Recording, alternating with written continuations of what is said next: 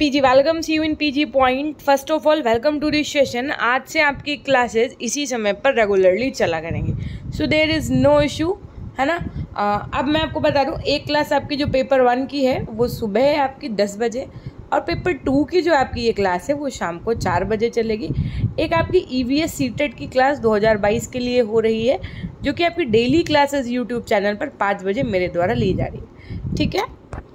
यदि आप चैनल पर नए हैं तो सब्सक्राइब कर लीजिएगा और सेशन शेयर कर दीजिएगा जो भी आप लोगों के ग्रुप्स वगैरह हों, है ना। If you want you can, otherwise there is no problem.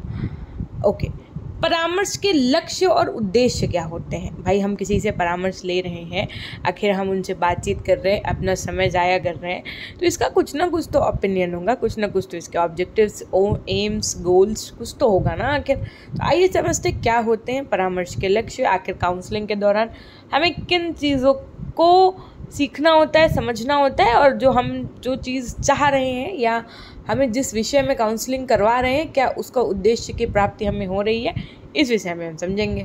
परामर्श प्रक्रिया का सबसे महत्वपूर्ण अंग उद्देश्यों का निर्धारण है। सबसे अल्टीमेट जो है वो क्या है कि उद्देश्यों का निर्धारण करना। परामर्श प्राप्तकर्ता की रुचि, आवश्यकता एवं वातावरण को ध्यान में रखते हुए उद्देश्यों का निर्धारण किया जाता है। परामर्श मनोवैज्ञानिकों ने परामर्श को मनोचिकित्सा यानी कि साइकोथेरेपी का समानार्थी या पर्यायवाची माना है। इस बात को ध्यान में रखते हुए ही उद्देश्य निर्धारित किए जाते हैं। जो आपके विद्वान रॉबर्ट W. व्हाइट जी थे, इन्होंने निम्न शब्दों में विव्यक्त किया है कि भाई, जब कोई व्यक्ति मनोचिकित्सक के रूप में कार्य करता है, उसका उद्देश्य अभीष्ट प्रभाव डालने या सहमति प्राप्ति न होकर मात्र अच्छे स्वास्थ्य की स्थिति को पुनः स्थापित करना होता है। एक जो मनोचिकित्सक होता है, जो आपका साइकोलॉजिस्ट होता है, देखिएगा, तो वो क्या करेगा, एक मनोचिकित्सक को ना कुछ बेचना होता है, ना ही कुछ प्रस्तावित करना होता है। सेवार्थी प्रार्थी केंद्रित परामर्श, क्लाइंट सेंटर, जो आपकी काउंसलिंग की प्राकृतिक विषय में विचार करते हुए जो आपके A.N. बॉय और G.J. पाइन ने परामर्शदाता द्वारा विशेष रूप से माध्यमिक स्तर के विद्यालय के विद्यार्थियों को अधिक परिपक्व एवं स्वयं क्रियाशील बनने, सकारात्मक एवं रचनात्मक तरीके से आगे बढ़ने, अपने साधनों एवं क्षमताओं के उपयोग द्वारा समाजीकरण की ओर बढ़ने में सहायता देने के उद्देश्य पर ध्यान केंद्रित करने को कहा है। इस प्रकार छात्र को अपनी योग्यता एवं क्षमता का पता लगाने तथा उनका उसके सामाजिक विकास में उपयोग करना परामर्श का उद्देश्य है। यानी परामर्श का उद्देश्य क्या है? सामने वाले को जिस विषय में आपसे सलाह चाहिए, राय चाहिए, वो ले, और आपसे परामर्श लेने के बाद में वो इन चीज़ों को फॉलो करे, अर्थात जो उसका एक उद्देश्य है वो पूर्ण हो सके। बॉय और पाइन नामक एक आपके विद्वान रहे, काउंसलर रहे, इन्होंने क्या कहा? इन्होंने सामान्य नैदानिक परामर्श के विषय में विचार करते हुए जिन उद्देश्यों को ध्यान में रखने का संकेत दिया है, वे प्रार्थी को अधिक अच्छा करने में सहायता देना, अर्थात प्रार्थी को अपने महत्व को स्वीकार करने, वास्तविक स्व एवं आदर्श स्व के मध्य अंतर समाप्त करने में सहायता देने तथा व्यक्तियों को अपनी वैयक्तिक समस्याओं के समाधान में और अधिक स्पष्टता से विचार करने में सहायता करना बताया। तो उपरोक्त कथन से हमको क्या स्पष्ट हुआ कि जो परामर्शदाता होते हैं, या जिनको आप मनोचिकित्सक कह सकते हैं, है ना, इनका कार्य क्या होता है? इनका कार्य क्या होता है? इनका वर्ग क्या होता है? तो इनका कार्य केवल प्रार्थी जो होता है, जैसे जिसकी जो समस्याएं हैं, वो उसी को हम क्या कहेंगे, जो क्लाइंट होता है, जिसको आप काउंसलिंग कहते हैं, ये जो क्लाइंट होता है, इसके मानसिक स्वास्थ्य को सामान्य बनाना। जैसे वो पहले रहता था, सोचता था, जो उसके थॉट्स थे वो वैसा हो जाए, ना कि चिंताओं से ग्रस्त हो, है ना। अपना कोई दृष्टिकोण या आग्रह प्रार्थी पर थोपना या आरोपित करना परामर्शदाता का उद्देश्य नहीं है। यानी कि जो एज अ मनोचिकित्सक, इनका ये गोल नहीं होता है, इनका ये उद्देश्य नहीं होता है कि वो प्रार्थी पर अपने कोई भी चीज़ें क्या करें कि नहीं आप ऐसा करो वैसा करो, कुछ थोपे। परामर्श का उद्देश्य परामर्श प्राप्तकर्ता में आत्मबोध जागृत करना, कि हम ऐसा कह सकते हैं ना कि इनके जो मनोचिकित्सक होते हैं ये किक देते हैं, ताकि जो क्लाइंट है, जो प्रार्थी है, उस तक वो चीज़ें समझ में आए और वो खुद से उन चीज़ों की ओर क्या करे, आगे बढ़े। इस मतलब वो जो उसकी क्रिटिकल सिचुएशन है, वो जो उसका क्रिटिकल टाइम चल रहा है ना, डिफ़िकल्ट टाइम चल रहा है, वो उन सब चीज़ों से क्या करे, आगे बढ़ सके, वो मूव ऑन कर पाए। इस प्रकार परामर्श का उद्देश्य जो होता है वो प्रार्थी या फिर हम कह सकते हैं परामर्शकर्ता या हम कह सकते हैं सेवार्थी को स्वयं कार्य करने तथा अधिकतम परिपक्व तरीके से विचार विमर्श करने में सहायता करना है। इसके अतिरिक्त उसकी स्वयं की क्षमताओं, योग्यताओं एवं संभावनाओं की स्वयं के सामाजिक विकास में उपयोग करना भी क्या है, परामर्श का महत्वपूर्ण उद्देश्य होता है। इस प्रकार परामर्श का उद्देश्य विद्यार्थी को अधिक परिपक्व बनाने में उसकी सहायता करना, उसे स्वयं सक्रिय बनाने एवं स्वयं का यथोचित विश्लेषण एवं मूल्यांकन करने की योग्यता विकसित करने में सहायता करना है। ठीक, उसके बाद अमेरिकन मनोवैज्ञानिक संघ ने परामर्श के उद्देश्यों जो कि कुल 3 हैं, कितने हैं परामर्श के उद्देश्य जो कि कुल कितने 3 हैं, इनको निम्न शब्दों में व्यक्त किया। क्या कि प्रार्थी, सेवार्थी या परामर्श प्राप्त करता, बात एक ही है ना। ओके, देखिए चाहे हम बोले हैं लर्नर, चाहे बोले आपको हम क्या स्टूडेंट, बात एक ही होती, वैसे प्रार्थी कहो, क्लाइंट कहो, सेवार्थी कहो, परामर्श प्राप्तकर्ता कहो, बात एक ही है। इनके द्वारा स्वयं की क्षमताओं, अभिप्रेरकों एवं आत्म दृष्टिकोणों को यथार्थ रूप में स्वीकार करना।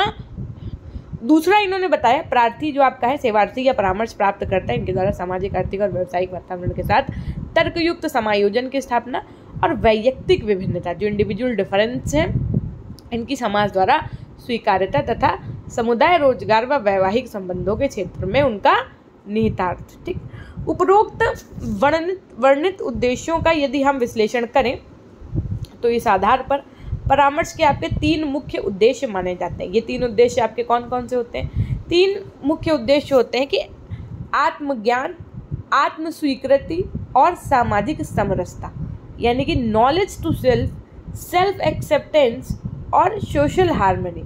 आत्मज्ञान, आत्म स्वीकृति और सामाजिक समरसता, इनको एक एक करके समझेंगे कि आत्मज्ञान क्या है। आत्मज्ञान का मतलब होता है परामर्श का प्रथम और महत्वपूर्ण उद्देश्य व्यक्ति, प्रार्थी, परामर्श प्राप्तकर्ता, सेवार्थी को स्वयं के मूल्यांकन में सहायता प्रदान करना है। व्यक्ति को स्वयं के विषय में जानने, अपनी शक्ति, क्षमता, योग्यता एवं संभावनाओं को पहचानने में परामर्श की आवश्यकता पड़ती है। यानी कि परामर्श लेने इंसान क्यों जाता है, वो समझ लीजिए अपने ही अंदर की स्किल को, अपने ही अंदर जो नॉलेज है, जो क्वालिटीज़ हैं, जो एनर्जी है, जो कह सकते हैं हम उनकी कैपेसिटी है, जो एलिजिबिलिटी है, उसको ही जानने के लिए वो किसके पास जाते हैं, परामर्श दाता के पास जाते हैं, है ना। तो किसी व्यक्ति के लिए परामर्श एक ज्योति की भांति कार्य करता है जिसके प्रकाश में व्यक्ति को अपने आंतरिक स्वरूप एवं बाह्य स्वरूप को पहचानने में सहायता मिलती है। इस कार्य के लिए आत्मज्ञान एवं स्व मूल्यांकन के लिए परामर्श की अनेक विधियों का प्रयोग किया जाता है। उदाहरण स्वरूप साक्षात्कार परामर्श, सेवार्थी केंद्रित परामर्श, अनुदेशात्मक परामर्श आदि। परामर्श प्रक्रिया की सफलता का आकलन इस बात से किया जाता है कि प्रार्थी, सेवार्थी, परामर्श प्राप्तकर्ता को उसके आत्मज्ञान से परिचित कराने में कहाँ तक सहायता हुई। संक्षेप में क्या कह सकते हैं, छोटा शॉर्ट में अगर हम समझें, शॉर्ट में हम कह सकते हैं कि परामर्श की प्रक्रिया व्यक्ति को आत्मज्ञान के साथ उसे अपनी सहायता स्वयं करने के योग्य बनाती है। अर्थात परामर्श व्यक्ति के अंतर विभिन्न प्रकार की समस्याएं सुलझाने में अंतर्दृष्टि विकसित करता है जिससे वह योग्यता अनुसार अपनी क्षमता द्वारा समस्याओं का निराकरण करने में सक्षम बन सके। इस प्रकार प्रार्थी व्यक्ति सेवार्थी को आत्मज्ञान, स्वमूल्यांकन एवं स्वयं समस्याएं सुलझाने हेतु अंतर्दृष्टि विकसित करने में सहायता देना परामर्श का ये क्या प्रथम एवं महत्वपूर्ण उद्देश्य है, क्या आपका आत्मज्ञान। अब दूसरा है आत्म स्वीकृति, सेल्फ एक्सेप्टेंस। सेल्फ एक्सेप्टेंस को आप ऐसे समझ सकते हैं जैसे यदि कोई व्यक्ति मान लो बाह्य रूप से सुंदर नहीं है तो दूसरे लोग उसके बारे में यही धारणा बना लेते हैं कि वह व्यक्ति कुरूप है, अर्थात उसे कुरूप व्यक्ति के रूप में स्वीकार करते हैं और वह व्यक्ति भी दूसरों को इस स्वीकृति धारणा को स्वीकार कर लेता है कि वह कुरूप है, जबकि उस व्यक्ति का अंतर्मन बहुत सुंदर है ना। जैसे आपको एक ये अगर हम समझाएं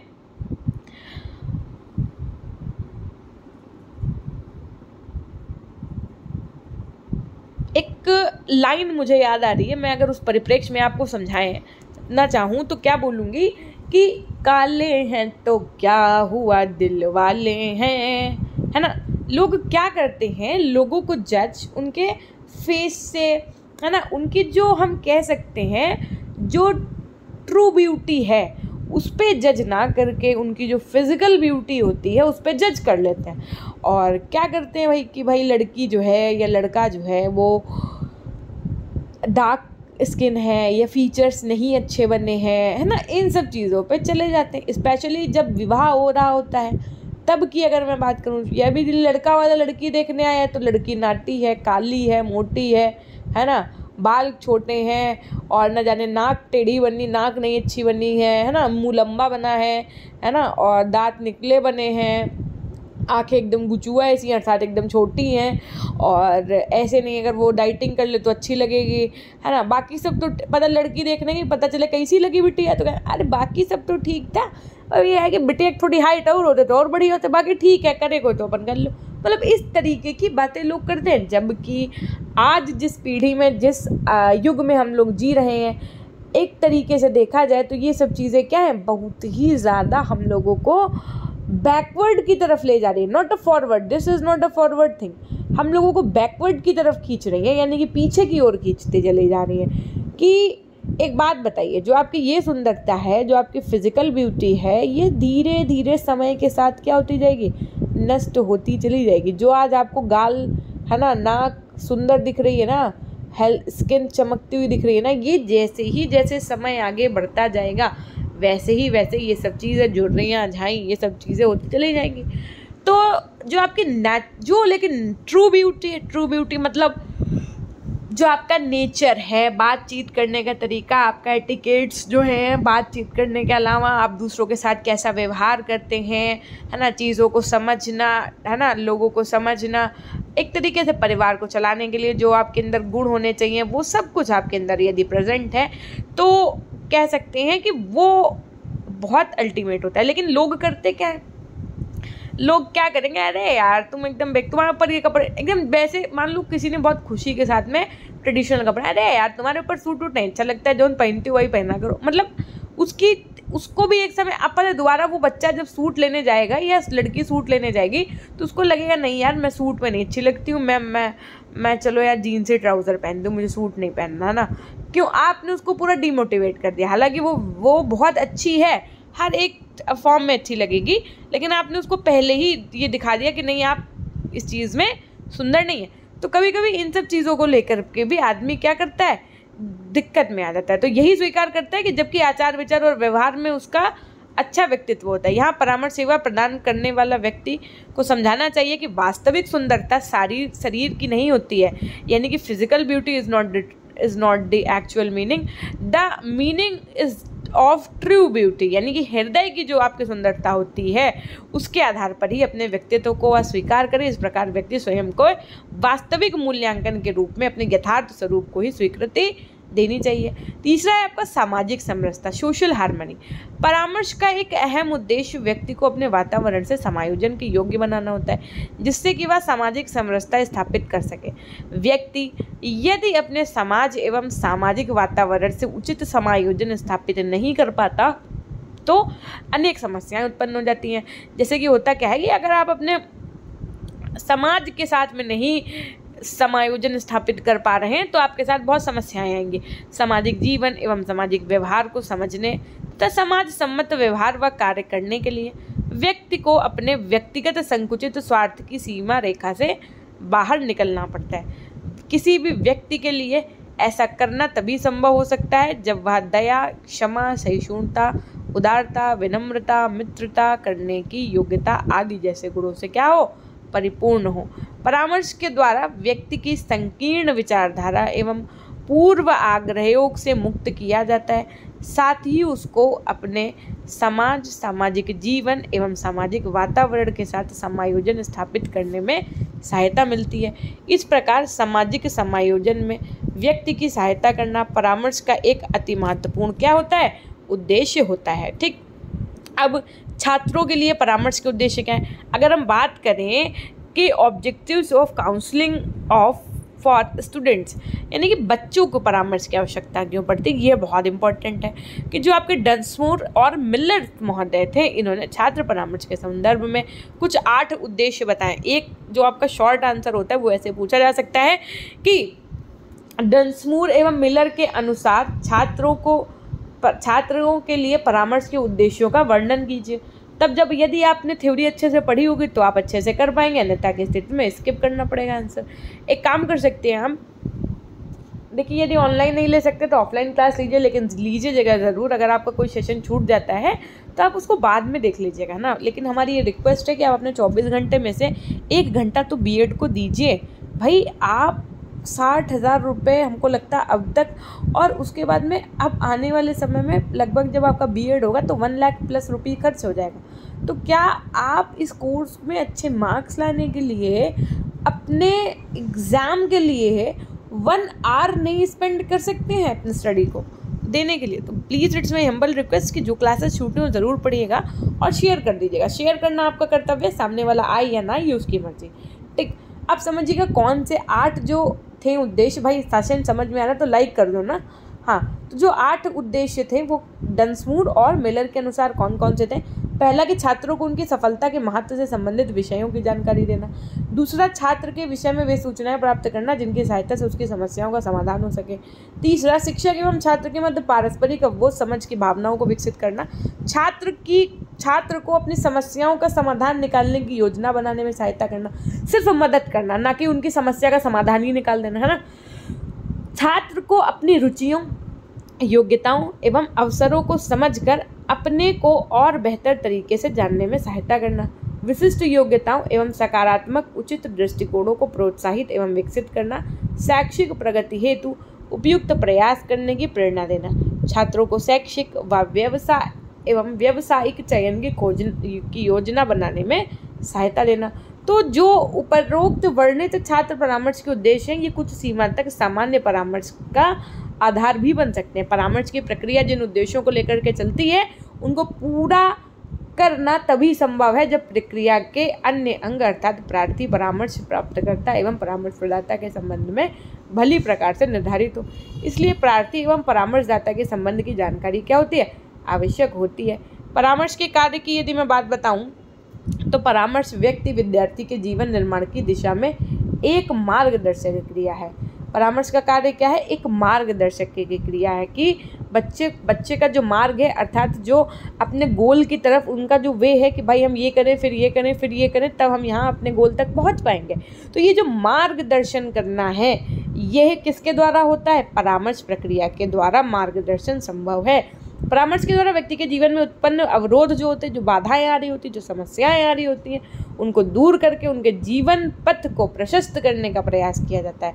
परामर्श का प्रथम प्रयास समस्याग्रस्त व्यक्ति में स्वयं समाधान की योग्यता का विकास करना है। यानी कि हम बस सबसे पहला एग्जाम्पल एक लड़की का ही लेना चाहेंगे कि लड़की क्या कर रही है। भैया बीएड, घर वाले इधर क्या कर रहे हैं? लड़की बीएड करने में व्यस्त है, सीटेट करने की तैयारी कर रही है, सुपर टेट की तैयारी कर रही है, या वो आगे एमएड की एंट्रेंस की तैयारी कर रही। उधर घर वाले किस ताक में है कि कोई अच्छा घर मिल जाए, सुंदर घर सुंदर वर, है ना, और सुंदर घर सुंदर वर मिल जाए तो इनको हम निपटा दें। तो ये क्या है? ये जो इनका एम है ना लड़कियों का, जो इनका ये पथ है, इसमें एक तरीके की ये क्या है? बाधा ही हम कहेंगे भाई, हैं। पता चले उधर इनका बीएड का पेपर लगा है, उधर कह रहे हैं कि इनकी मुंह दिखाई होनी है। अब बताओ क्या करे एक लड़की?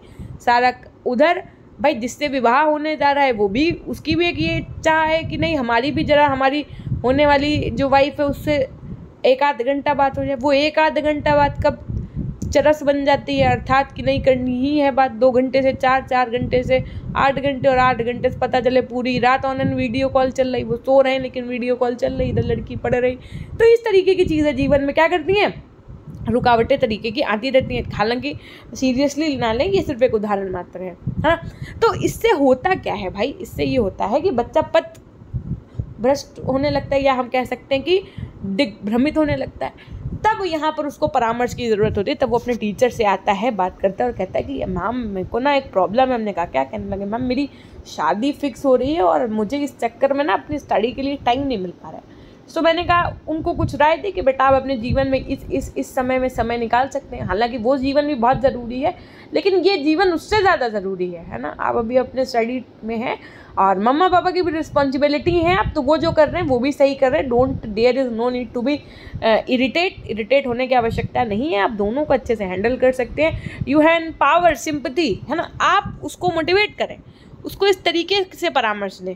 परामर्श के अब कुछ लोग होते हैं, जैसे मान लो परामर्श वो अच्छे इंसान से नहीं लेने गया, मैम के पास ना करके बड़ी मम्मी के पास चला गया मान लो, या ताई जी के पास चला गया, बुआ जी, फूफा जी, कोई मतलब हालांकि कोई सीरियसली ना लो, मतलब कोई ऐसे रिश्तेदार, नातेदार, मोहल्ले वाला, जल कुकड़ा कोई, उनसे यार पता यार मम्मी देखो शादी करवाए थे, मम्मी ये कह रही थी, मम्मी बताओ बीएड चला, हम कहीं से क्या करें समझ में नहीं यार, वो पता चले और उल्टा भर दिया, हाय राम अब ले हुई गए, पढ़ाई हुई गए तुम्हारी, मतलब कुछ लोग ऐसे कहेंगे हुई गया बेटी अब तुम्हारी पढ़ाई हुई गए, बस जो उन पढ़े कराए पढ़ चुकी हो, अब देखो कुछ नहीं तुम्हारा ब्याह कर दें, यही महीना कांड में ही है जो नबकी डेटे निकलवाई है अपन पंडित जी तो साल लग भैया, मतलब के निपटा दें, हुई क्या तुम्हारे बीएड ला गई बहन नौकरी, हम पहले कई तरह तुम्हारे मम्मी पापा पढ़ा कराए दे रहे हैं तुम्हारे कैब, अब तुम सोचो कि तुम्हारी नौकरी लाग दे वही के बाद ब्याह कर, तो इस थोड़ा मतलब उल्टा आपको भर दिया। अगर यही चीज़ आप किसी टीचर के पास या जो आपका बहुत क्लोज फ्रेंड हो, वो जो आपको परामर्श देता वो क्या कहता है, it's well and good, there is no problem, ये this is the responsibility of mamma and dada. So जो वो कर रहे हैं उन्हें आप वो करने दीजिए, जो आप कर रहे हैं वो आप करते रहिए, वो उनका काम है अपना संभालें, ये आपका काम है अपना संभालें। जब ऐसी सिचुएशन आएगी तो आपके अंदर ये क्षमता है, you have an power, you can, है ना। आगे के जीवन में इससे बड़े बड़े पड़ाव आएंगे, यही तो आपका कह सकते हैं हम परीक्षा ले रहे हैं ईश्वर। तो इस तरीके से हम आपको मोटिवेट कर सकते हैं और कुछ परामर्श दे सकते हैं कि आप नाइट में जल्दी सो जाइए, सुबह मॉर्निंग में उठ करके पढ़ लीजिए, है ना, या दोपहर में जो आप सो नहीं उसमें आधे घंटे कम सोइए और पढ़ सकते हैं, या जो आपका कुकिंग टाइम है उसको जल्दी से कर सकते हो, या जो आपका इवनिंग में आप वॉक के टाइम जा रहे हो तो गाने सुनने की बजाय आप क्लासेस कोई भी आप नोट्स या ऑडियो सुन सकते हैं जो कि आपके एग्जाम के पॉइंट ऑफ व्यू से इंपॉर्टेंट हो। तो हम आपको इस तरीके की सलाह दे रहे हैं। तो इस तरीके की चीज़ें होनी चाहिए। परीक्षा में बेहतर परिणाम एवं सफलता के लिए विद्यार्थियों को आवश्यक सूचना एवं परामर्श प्रदान करना चाहिए। विद्यार्थियों को उनकी समस्याओं के समाधान हेतु आवश्यक सूचनाएं भी प्रदान करनी चाहिए। शिक्षकों एवं विद्यार्थियों के मध्य आपसी संवाद एवं समझदारी स्थापित करना, विद्यार्थियों को निर्धारित कार्य योजना सफल बनाने का सहायता प्रदान करना, है ना। इस तरीके से ये आपके क्या है 8 क्या हैं जो आपके दिए गए थे, क्या दिए गए थे समझिएगा बात को। मिलर और डंसमूर जी के द्वारा जो आपके विशेषताएं बताई गई थी इनको लेकर के ये आपके वो पॉइंट्स हो गए, है ना। अब परामर्श की जो प्रक्रिया है वो आपकी 3 प्रकार की हो, एक परामर्श के लक्ष्य, एक परामर्श प्राप्त करता और परामर्शदाता। सीधी सी बात है, जो प्रोसेस होती है, जैसे हमने आपको संप्रेषण की प्रक्रिया उस दिन समझाई थी ना, वैसे ही जो परामर्श की प्रक्रिया होती है इसके भी 3 मुख्य अंग होते हैं। पहला परामर्श प्राप्त करता, भाई हमको नीड है, हमको जानना है, तो हम किसके पास जाएंगे, काउंसलर के पास जाएंगे, यानी परामर्शदाता के पास जाएंगे जो हमको चीज़ें समझा रहा होगा कि नहीं बेटा ऐसे ऐसे कर लो। और इसका जब वो परामर्श प्रदान कर रहा है परामर्श प्रदाता, तो इसका एक अल्टीमेटली गोल होना चाहिए, एक लक्ष्य होना चाहिए कि हाँ अपने निर्धारित लक्ष्य तक पहुंच सकें। तो ये क्या है, परामर्श की कुछ प्रमुख प्रक्रियाएं हैं जो क्या है, समझिएगा बात को, कि परामर्श प्रक्रिया का सबसे जो आपका प्रमुख अंग है या मुख्य अंग है वो लक्ष्य का निर्धारण होता है, जो परामर्शदाता एवं परामर्श प्राप्तकर्ता में के समाज एवं परिवेश के सापेक्ष होता है। दूसरे शब्दों में परामर्शदाता एवं परामर्श प्राप्तकर्ता के सामाजिक, धार्मिक एवं राजनीतिक परिवेश में जो मूल्य यानी कि जो वैल्यू एवं आदर्श प्रचलित हैं उन्हीं के आधार पर परामर्श के लक्ष्यों का निर्धारण होगा। लक्ष्यों के निर्धारण में परामर्श प्राप्तकर्ता की आवश्यकता एवं रुचियों को भी उसके परिवेश के संदर्भ में देखना होता है। इस प्रकार परामर्श का लक्ष्य परामर्श प्राप्तकर्ता के मूल्यों की पुनर्खोज में सहायता देना होता है। परामर्श प्रक्रिया के मूलभूत सिद्धांत की अगर मैं बात करूं तो परामर्श प्रक्रिया के मूलभूत सिद्धांतों के विषय में विद्वानों ने अलग अलग राय दी है। जो आपके मैकडेनियल थे और जो आपके शैफ्टल थे, इन्होंने कुछ इस प्रकार के मूल सिद्धांत बताएं। क्या बताएं भाई, मैकडेनियल एवं शैफ्टल के अनुसार कुछ सिद्धांत है। पहला है स्वीकार्यता का सिद्धांत, फिर है जनतंत्रीय आदर्शों के साथ सततता का सिद्धांत, व्यक्तियों के साथ विचारों का सिद्धांत, सेवार्थी व्यक्ति परामर्श प्राप्तकर्ता के समान का सिद्धांत और अधिगम सीखने का सिद्धांत, साथ में उपयुक्तता का सिद्धांत। ये जो आपके 6 सिद्धांत बताए हैं ये पढ़ना है। उसके बाद में परामर्श की क्या भूमिका होती है, क्या रोल होता है काउंसलिंग का, रोल ऑफ काउंसलिंग, है ना, वो पढ़ेंगे हम लोग। आफ्टर डैट समझिएगा कि क्या पढ़ना है भाई, ये कुछ निर्देशन और परामर्श की क्या अवधारणात्मक समानताएं हैं और उनमें क्या अंतर है, इतना पढ़ के हम लोग इस चैप्टर का करेंगे एंड। हालांकि आज हम लोग सेशन को यहीं तक रखेंगे, बाकी आपका ये मान के चलिए कल और परसों में आपकी ये भी यूनिट कंप्लीट हो जाएगी, यूनिट 2 फिर शुरू करेंगे, यूनिट आपकी 3, ठीक। तो अगर आप चाहते हैं कि बहुत अच्छे से चीज़ें रहें सब कुछ, है ना, तो देखो ये चैप्टर होने के बाद में जो इसके बाद के चैप्टर्स हैं वो शुरू करेंगे। तब तक के लिए हमारा मन है कि आप क्या करेंगे, सेशन को लाइक कर दीजिएगा, कमेंट्स नहीं किया तो कमेंट्स कर दीजिएगा और चैनल को सब्सक्राइब करना नहीं भूलिएगा, थोड़ा सा शेयर और कर दिए क्योंकि रीच बहुत कम हो रही है। तो चैनल को सब्सक्राइब करके बेल आइकन प्रेस कर दीजिएगा। तब तक के लिए अपना ध्यान रखिएगा, हमेशा खुश रहिए, मुस्कुराते रहिए, कभी अपने लिए तो कभी अपनों के लिए, फटाफट से लिख दो भाई अपनों के लिए। तो हमेशा खुश रहिए, मुस्कुराते रहिए, कभी अपने लिए तो कभी अपनों के लिए। Till then take care, bye bye, love you all, love you my dear class. एक बार कमेंट सेक्शन में कमेंट करना ना भूलिएगा कैसी लगी आपको क्लास। धन्यवाद।